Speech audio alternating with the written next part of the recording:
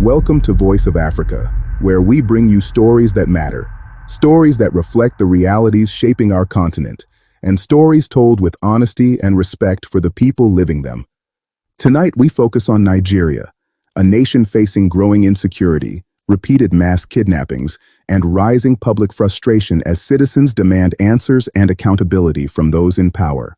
A recent video circulating across social media has intensified national debate after a militant figure, filmed deep in the bush, issued a message speaking in Hausa regarding the ongoing wave of abductions. The message gained wider attention when Nigerian social commentator Darkblackman translated and reacted to the clip, expressing serious concern over the country's deteriorating security situation. His reaction, now trending online, questioned how armed groups have gained the confidence to issue public demands without fear of consequences, while families wait helplessly for the return of their loved ones. Assalamu alaikum, ‘yan uwa musulmi. Wai naji ana ta zanga-zanga, shin zanga-zangan menene aka yi a wagga misali? Shin ‘yan makarantar da an ka ɗaukar muku su ne kuka ma zanga-zanga? Sai kun san inda suke sai ku tai ku amsu su ko? For those of you that don't understand Hausa, let me interpret what this headsman is saying in the bush. And this is how you understand how incompetent President Bola Ahmed Tinubu is, not just him and his service chief. This is a disgrace. When Donald Trump said this country is a disgraced country, Donald Trump did not lie. And at this point, I'm beginning to believe. So what did this headsman say in the bush? He said, my Muslim brothers, my siblings, I heard that some people are protesting. What are they protesting for? Because they carried girls in your school. Is that why you are protesting? Well, you know what to do. You know where they are. Go and get them. In a nutshell, he's actually sending a message.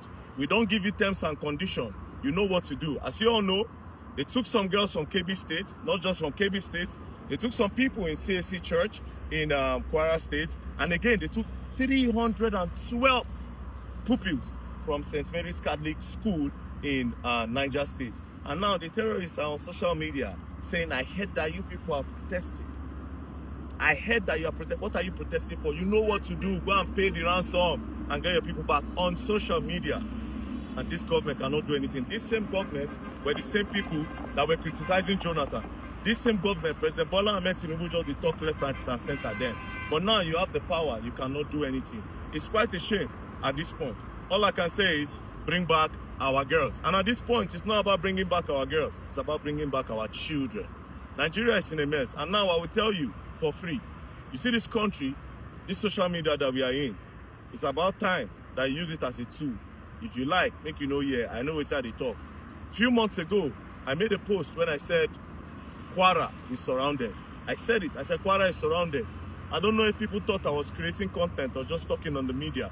Now, what's happening in Kwara? They don't start to pick them. That's how a lot of states are actually surrounded. But you don't know yet until they come. Again, a lot of you don't know your terrain. A lot of you don't know your bushes. I live in Abuja, and I can categorically say I know a lot of places because sometimes I just go there and observe the area. Please try as much as possible to observe your areas. Try as much as possible to observe your area. I beg, Nigeria is surrounded. Only God, now if you help. But it's not the only God who help. We don't talk to them. He don't say make you fight. You gotta fight.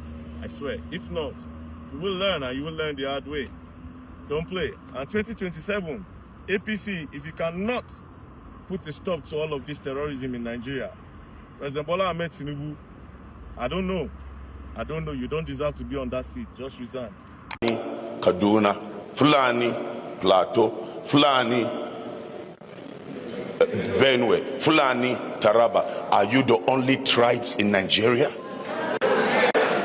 There is nothing like profiling of a people. I'm a Fulani man. I'm a grandfather of 8 grandchildren.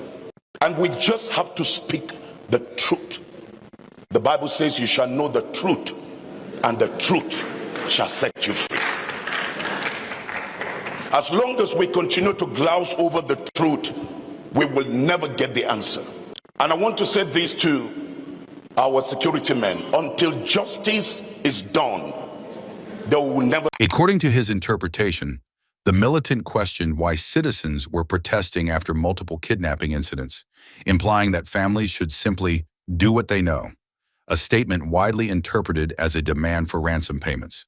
The sternness of the tone suggested that these armed groups believe they have the authority to dictate responses to victims, reinforcing fears that kidnappers feel untouchable and confident enough to speak publicly without hiding. The incidents referenced by Darkblackman reflect a disturbing pattern of attacks across northern Nigeria. Students were abducted from schools in Kebbi State, worshippers were taken from a church in Kwara State, and over 300 school children were kidnapped from St. Mary's Catholic School in Niger State. These crimes come in addition to earlier attacks in other regions, creating a nationwide feeling of vulnerability. Parents are increasingly frightened to send their children to school, travelers avoid long-distance roads, and communities brace themselves each night, unsure when the next attack may occur. For many Nigerians, the emotional weight of these incidents is overwhelming. Mass abductions are no longer isolated tragedies. They have become an unbearable routine. The reaction from Darkblackman echoed this pain, stating that the well-known demand to bring back our girls has now evolved into a broader cry to bring back our children. Boys, girls, adults, worshippers, and even entire communities are being targeted, making kidnapping not just a security issue, but a humanitarian crisis, tearing apart families and communities. He criticized the fact that government officials who once accused previous administrations of weakness are now struggling with the same problems after assuming power. This sentiment is widespread among Nigerians who feel promises of security have not translated into tangible results. Citizens want leaders who not only condemn attacks, but prevent them from happening in the first place. For many, insecurity has become a test of leadership and national responsibility. Beyond criticism, Darkblackman delivered a strong message urging Nigerians to become more alert and informed about their surroundings. He stressed that many communities do not understand their terrain, which makes them vulnerable to sudden attacks. He recalled warning earlier that Kwara State was surrounded by threats, and now with attacks emerging, he believes those warnings are being confirmed. This argument highlights the importance of local vigilance and community-driven security awareness. He also encouraged Nigerians to balance faith with action. While many people rely on prayer for protection, he argued that spiritual faith must be matched with practical defense and preparedness. Communities, he suggested, must organize themselves, learn their environment, identify safe exits, watch unfamiliar movements, and report suspicious activity early. His message was not to encourage violence, but to remind citizens that survival requires proactive awareness, especially in areas where security presence is limited. Nigeria's insecurity crisis is complex, stemming from multiple sources including insurgency in the northeast, bandit networks in the northwest, ransom-driven kidnappings across the north-central states, and violent conflicts over land and resources. These challenges have spread beyond rural borders and now affect major cities, highways, and institutions. The increasing boldness of armed groups suggests they feel empowered by the absence of strong deterrence. Citizens are calling for systemic changes, including improved intelligence gathering, faster military deployment, community policing, strengthened border control, and better security funding. Many believe solutions must go beyond speeches and involve structural reforms backed by political will. Nigeria's future depends on leaders acknowledging the crisis and implementing long-term strategies that protect citizens rather than reacting only after tragedy occurs. The conversation becomes even more urgent as Nigeria moves closer to the 2027 election cycle. According to Darkblackman, any political party or leader unable to significantly address terrorism and kidnappings should not seek re-election. This sentiment reflects growing voter expectations. Leadership must now be judged by results, not promises.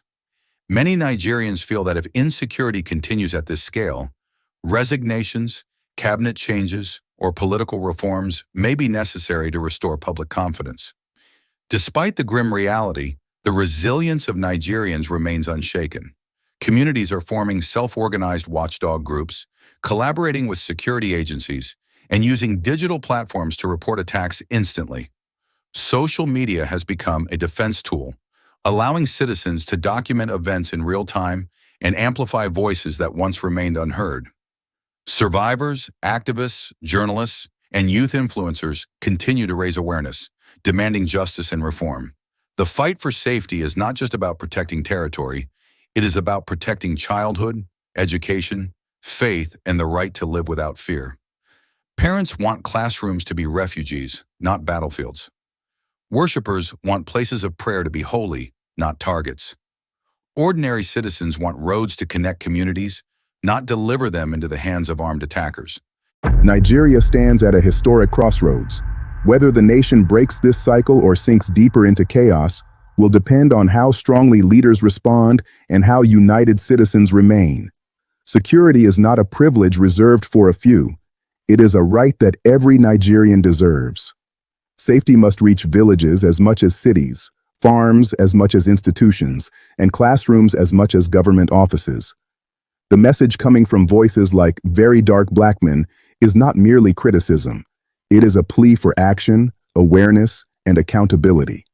It is a call for a Nigeria where children return home from school safely, where protests are not born from grief, and where no citizen has to negotiate with armed groups for the right to live. This is Voice of Africa, committed to bringing you stories from our people and stories shaping our future. Stay informed, stay vigilant, and continue raising your voice for justice and security across Nigeria and beyond. Remember to like, share, and subscribe so more people can join this movement and stand together for a safer Africa.